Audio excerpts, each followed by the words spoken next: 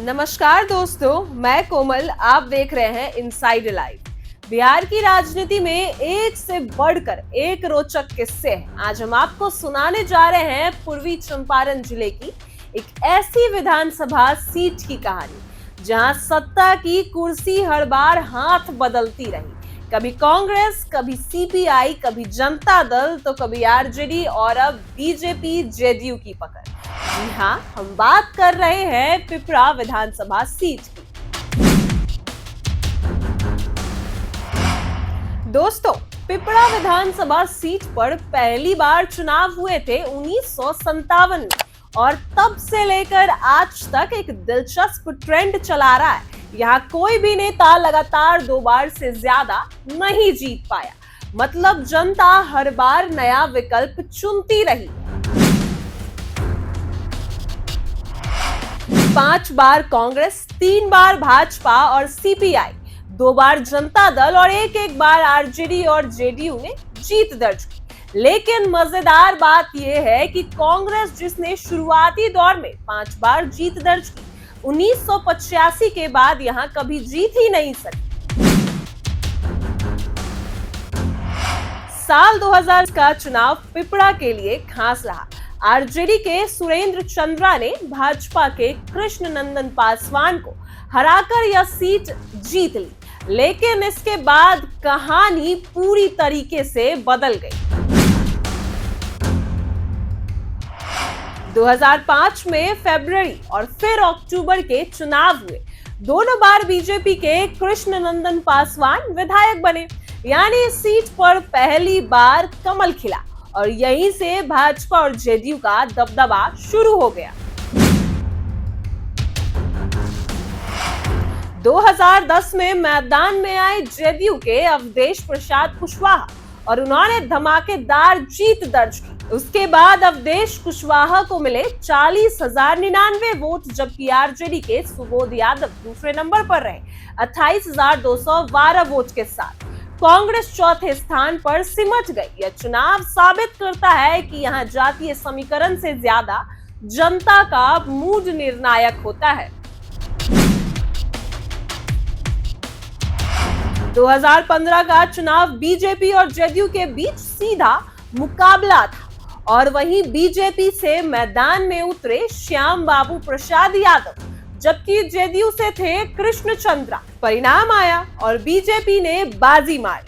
श्याम बाबू यादव को मिले थे 65,552 वोट, यानी 38%। वहीं कृष्ण चंद्र को मिले 61,622 वोट, यानी 35.7%। यानी हार जीत का अंतर बस 4,000 वोटों के करीब रहा। इस चुनाव में कुल मतदान हुआ 57.7%। 2020 का चुनाव और भी दिलचस्प रहा। बीजेपी के श्याम बाबू यादव दोबारा मैदान में उतरे। उनके सामने थे सीपीआईएम के राजमंगल प्रसाद थे। नतीजा आया तो फिर से बीजेपी का झंडा लहराया। श्याम बाबू यादव ने जीत हासिल की और करीब 8,177 वोटों के अंतर से विधायक बने। हालांकि इस बार वोटिंग प्रतिशत कम रहा, महज 44.18%। अब बात करते हैं जातीय समीकरण की। तो पिपरा में सबसे अहम भूमिका निभाते हैं अनुसूचित जाति के मतदाता, जिनकी संख्या लगभग 15.9% है। वहीं मुस्लिम मतदाता भी यहाँ निर्णायक भूमिका निभाते हैं, करीब 12.1% है। इसके अलावा भी यादव, पासवान और स्वर्ण वोटरों का भी बड़ी संख्या में असर है। यानी यहाँ किसी एक जाति का दबदबा नहीं है, बल्कि गठजोड़ की राजनीति ज्यादा असरदार रहती है। 2011 की जनगणना और वोटर लिस्ट विश्लेषण के अनुसार अगर बात करें तो एसटी मतदाता 53,936, यानी 15.9%। एसटी मतदाता 136, यानी 0.04%। मुस्लिम मतदाता 41,062, यानी 12.1%। वहीं ग्रामीण मतदाता 3,07,256, यानी 90.5%। वहीं बात करें तो शहरी मतदाता 32,178, यानी 9.5%। यानी पिपरा की राजनीति पूरी तरह गांव की गलियों और खेत खलियानों से तय होती है। पिपरा की सबसे अनोखी बात यह है कि यहाँ कोई भी नेता लगातार 2 बार से ज्यादा जीत दर्ज नहीं कर पाया। जनता हर बार बदल देती है अपने एमएलए को। तो इस बार यह ट्रेंड बताता है कि यहाँ नया वोटर बहुत जागरूक है और काम के हिसाब से ही नेता चुनते हैं। 2020 के चुनाव में यहाँ जो मुद्दे छाए वो थे गंडक नदी की बाढ़ और जल जमाव, सिंचाई की समस्या, सड़क और बिजली की बदहाली। ये सारी समस्याएं थी और युवाओं के लिए रोजगार का सवाल सबसे बड़ा समस्या था। वहीं जनता का कहना था कि वादे तो बहुत हुए, अब हकीकत बदलनी चाहिए, लेकिन कुछ नहीं बदला।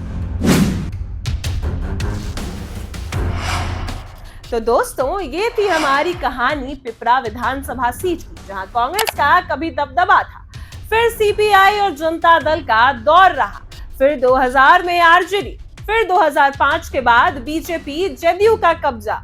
अब ये सीट बीजेपी के पास है, लेकिन 2025 में क्या होगा? क्या श्याम बाबू यादव अपनी कुर्सी बचा पाएंगे या जनता फिर से किसी नए चेहरे को मौका देगी? ये तो आने वाला वक्त बताएगा, लेकिन ये सवाल आपके लिए है। हमें कमेंट में बताइए आपको क्या लगता है कि पिपरा का अगला एमएलए कौन होगा।